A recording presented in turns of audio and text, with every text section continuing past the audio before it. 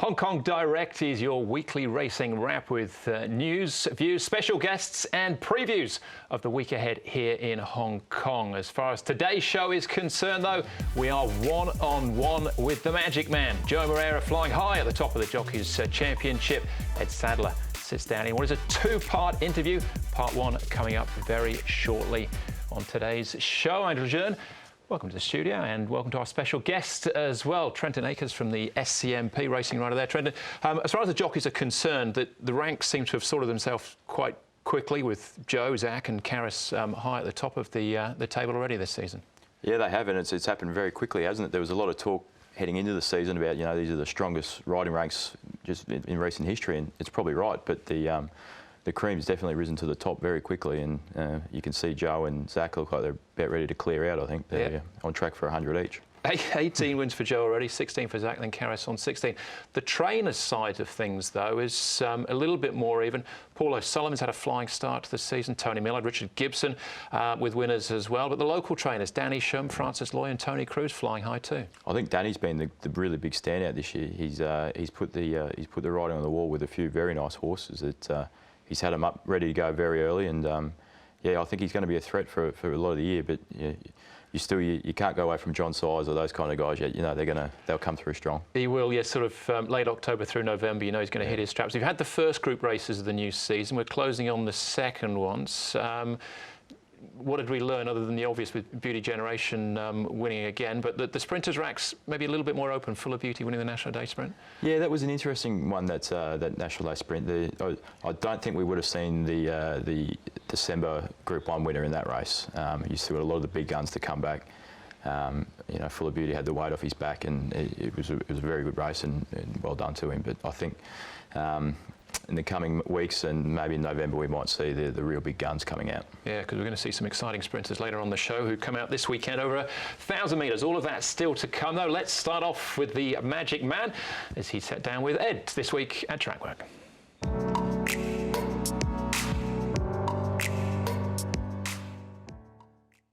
Well, we're 8 meetings down for season 2019-2020, and there's a familiar name back at the top of the jockeys table.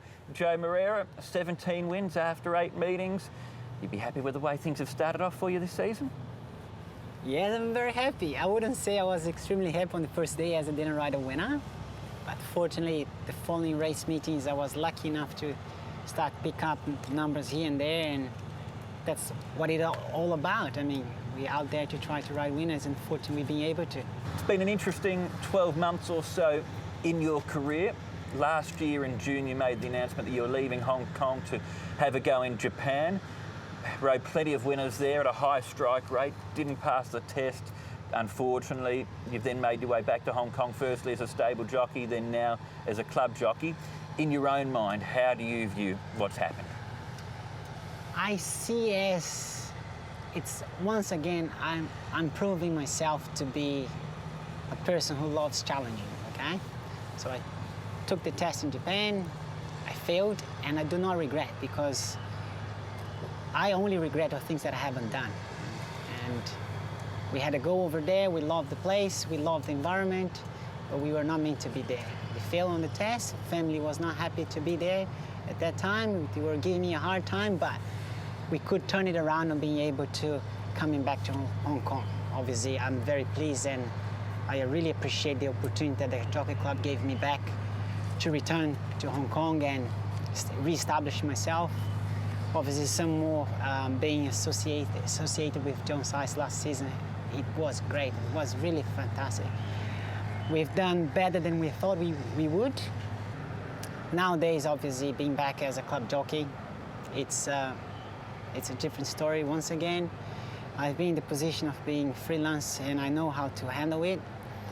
I'm in a situation where people probably think I have a lot of peak, but I actually can say it's a bit different than what has been in the past. I've been having to work a bit harder to get on some of the horses, but fortunately I've been getting some good rides here and there, and I'm make good use of those opportunities that I've been given. I see it all in the last 18 months. Not bad. I wouldn't say it's bad, but I would say things has gone in ways that we didn't expect. But so far now, where we are very stable. Family is happy, and I'm extremely happy too. What's happened, Joe, in that last 12 to 18 months? A lot of changes and I'm sure a lot of uncertainty at different times for you. Has that meant that this season you've come in with that different mental approach? Has it matured you in a way as a person? Yeah, no doubt. So when you handle different situations that you haven't been in the past, either that is going to destroy you mentally, psychologically, or that's going to toughen you up. And I would say that toughened me up. It makes me understand that one day I was up on the moon, something pulled me back, now I'm on the ground. It means like I'm vulnerable, I'm a human being, I have feelings, and I'm dealing with human beings as well. So I have to respect them a little bit more, express that I do, and at least try to understand them. And I think handle things, I mean, in my career as a jockey, it's all about respect. I'm being very respectful to everybody else, and I think that's all about. I mean, if you're able to deal with people the best you can, I think somehow through those people, good things is on the way to you. When you failed the test in Japan, the whole racing world were asking, what's Joe going to do next? You're one of the biggest names in world racing. Why was it Hong Kong you decided to come back to? I don't know if a lot of people knows about it, but I was chased by numbers of people from all around the world. I was invited to go to US, UK, Australia, and those are the main ones. And obviously I was asked to go back home to Brazil by some big owners over there. But even if I do want to ride in Brazil one day, I don't think now is time. I think I still got plenty to deliver. My wife and my kids, they were begging me to come back here if we come to that situation, because they were so adapted. They had their normal routines over here already, so they knew if they resumed, they could just pick it up from where they left, and things would go back to normal, which was very much the case. But not just the family. I cannot ever say Hong Kong has been not good to me. I will definitely be saying Hong Kong has been an amazing place to me. The country itself, it's lovely. People do express their love to me, and I want to somehow express my love to them as well. Looking ahead to this weekend, now that you're back here as a club jockey here in Hong Kong, you are picking up some really good rides from all the stables here. You're partnering up with an old teammate, I guess, in Joao Moreira. You and him teamed up for great success with the likes of Abel Friend. There's a horse who looks a bit like him called Athero that you're riding on Saturday. What do you make of him? I haven't been on him so far. I mean, I have never had a chance to sit on him. I was only being requested to ride him not long ago, maybe 4 days ago. And when I got the phone call by John asking me to ride him, obviously I would not hesitate, because I really think he's a very nice horse. He's capable to win, not just this time, but I think there is a lot of in him, and where he's going to get to is very hard to predict, but every indication he's pointing to is something on the way up. Lovely horse, very much, he looks like Abel Friend very much, and I can't wait to get myself associated with him. We're going to be talking more about Athero in part 2 of the show. We can't not talk about it here though, Trenton. Zach Burton was on Athero there, the shots we were seeing. Zach will be riding Voyage Warrior. Hasn't made the choice has been made for him because Athero's plans have changed. It sets up for a very exciting race this weekend.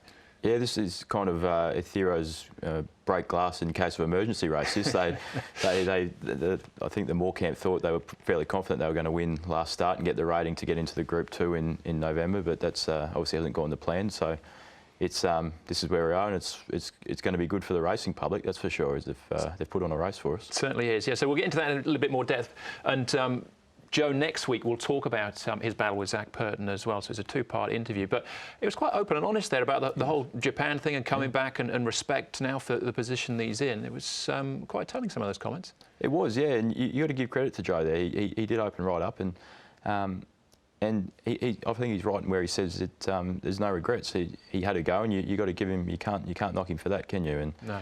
He's come back here, and He rode very well for John Size last season, but he's gone to another level, it seems, this season. Is there something you can actually put your finger on as far as that's concerned, though? Being tied to a stable, it's not bad when it's John Size's stable, but he does have more options, particularly the early part of this season now, being able to spread his wings and ride for some of the other trainers. Is there something that you can see that's different about this year?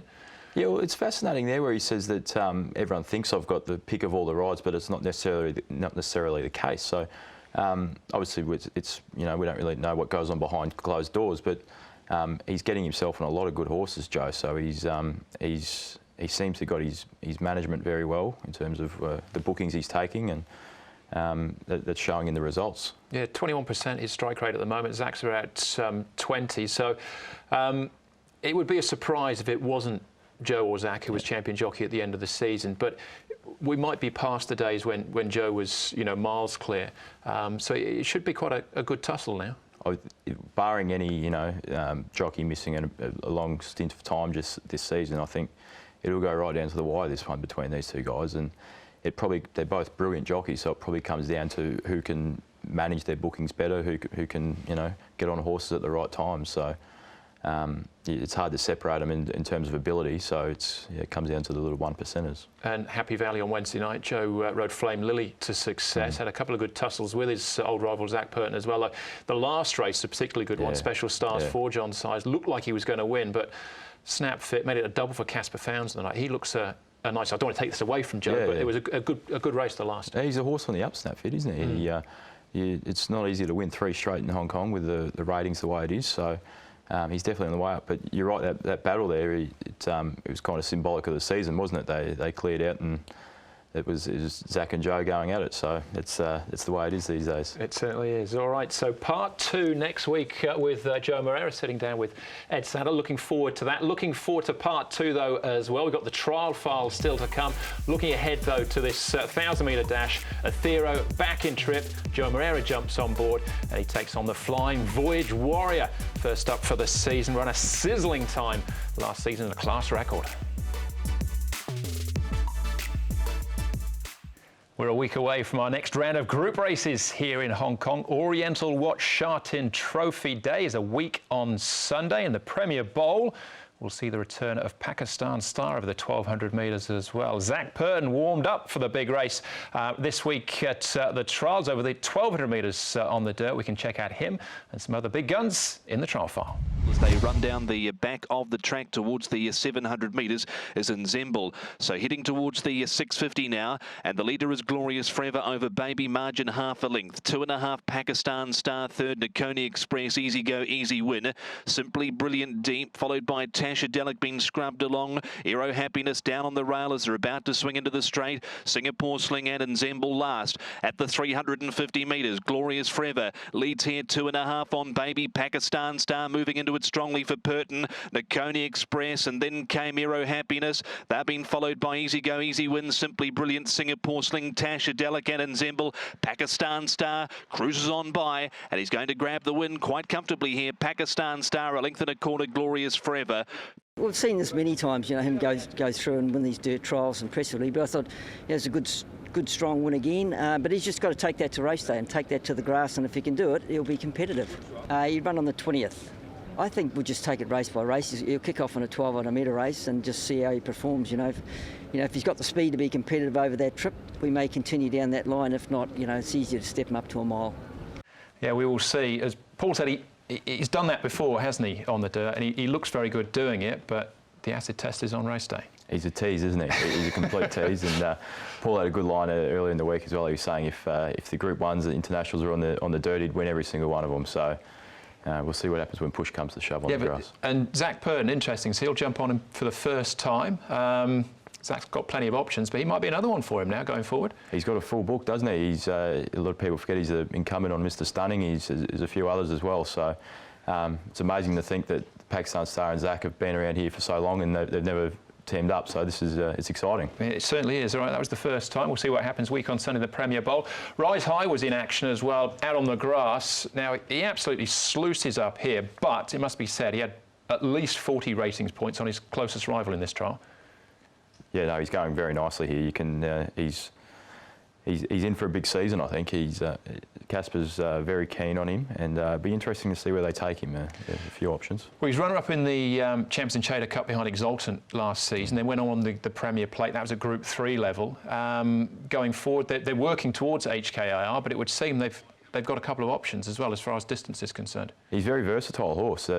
He runs well over the mile, as we've seen. They can send him to the Cup, 2,000 metres, or they can go to the Vars, 2,400, no worries either. We've seen he runs well there. So I think they're going to, they'll duel Nom and they'll see what comes back. But a very exciting horse. He certainly is, yeah, and the Found Stable in flying form with a double at Happy Valley on Wednesday night. All right, that was the trial file. We'll look ahead to the weekend, though, now with the preview.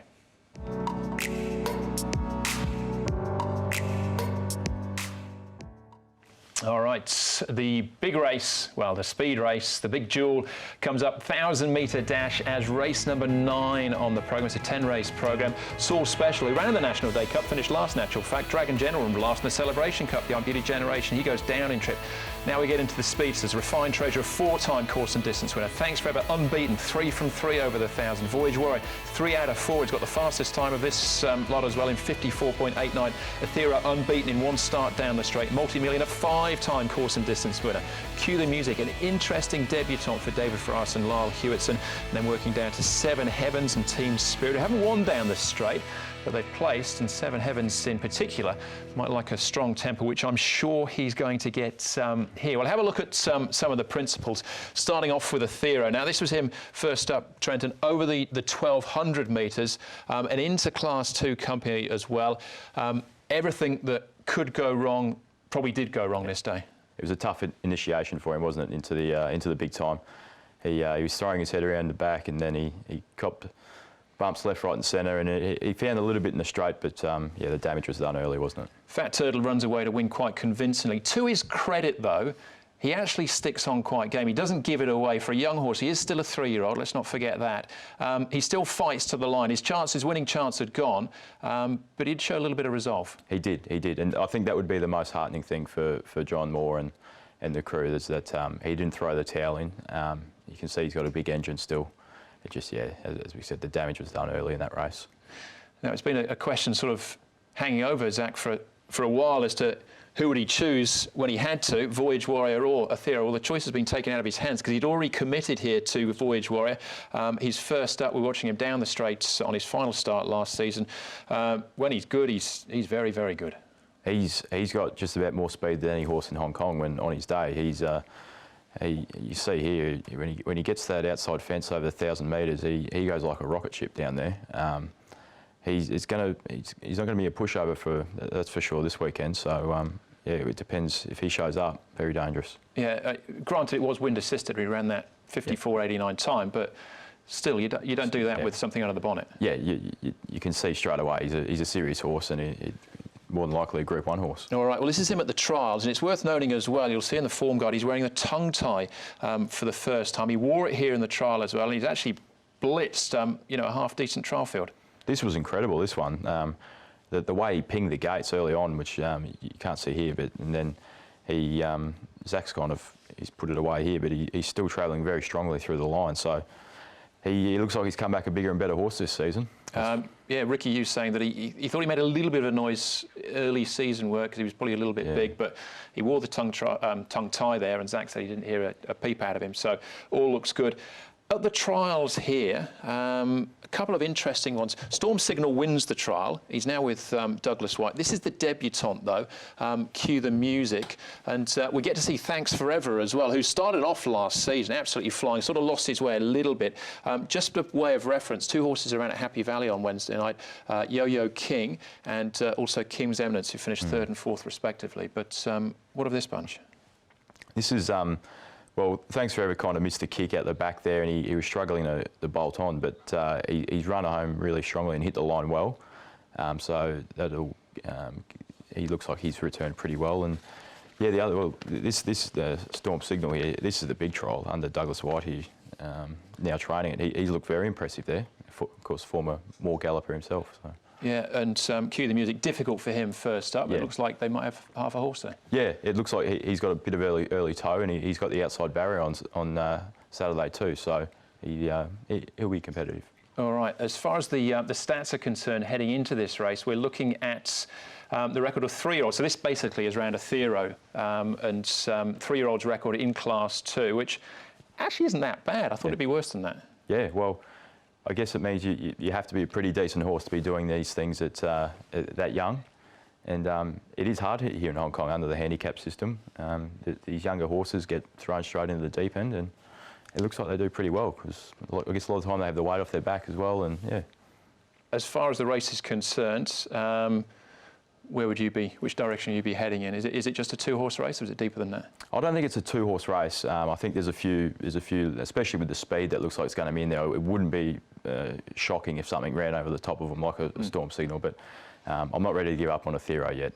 He's got too much ability, and I think John Moore's looking for something to really kind of go out with a bang, and this could well be the horse for him. All right, looking forward to it. So Thero, the tip there from Trenton. As far as the diary is concerned, this Saturday at Sha Tin, race 7's a really good race as well, over the 1800 metres. I like Star Performance there. Back to Happy Valley Wednesday night, and an earlier start, 12:15 for the first for Premier Bowl Day. Oriental Watch Sha Tin Trophy as well, so 12:15 start a week on Sunday. Many thanks, Trenton. Enjoy the action on Saturday. Thanks, Andrew. And that's it. That's the show. Thanks for watching. We're going to leave you this week. It's been all about speed with the quickest of them all down the straight, and that is Sacred Kingdom. His track record time, he set this in March 2007 for Ricky Yu and Danny Nicklick. Hopefully we can count on your company again on Saturday. We'll bring all the action from Hong Kong direct to you. And as they settle down, it's Friendly Gains and Tchaikovsky on the far side. Tchaikovsky's going to stay nailed to the rails, and it's he and Friendly Gains vying for the early lead. Sacred Kingdom and down the wicket on the outside fence on Blue Jeans. Bulking under pressure. So's our Jet at the halfway mark. Further back to Fly High, Fat Joy Forever, Green Birdie. Liberals Night Able Choice, our Burtonelli and Super Pegasus last. Friendly Gains in the centre of the course, being tackled and headed now by Sacred Kingdom. Danny Nicklick's full bore here on Sacred Kingdom. Races up, heads Friendly Gains. Then Tchaikovsky and Blue Jeans running on. Sacred Kingdom in front of Friendly Gains and Sacred Kingdom. Well, he put him under pressure a fair way up, but he did the job.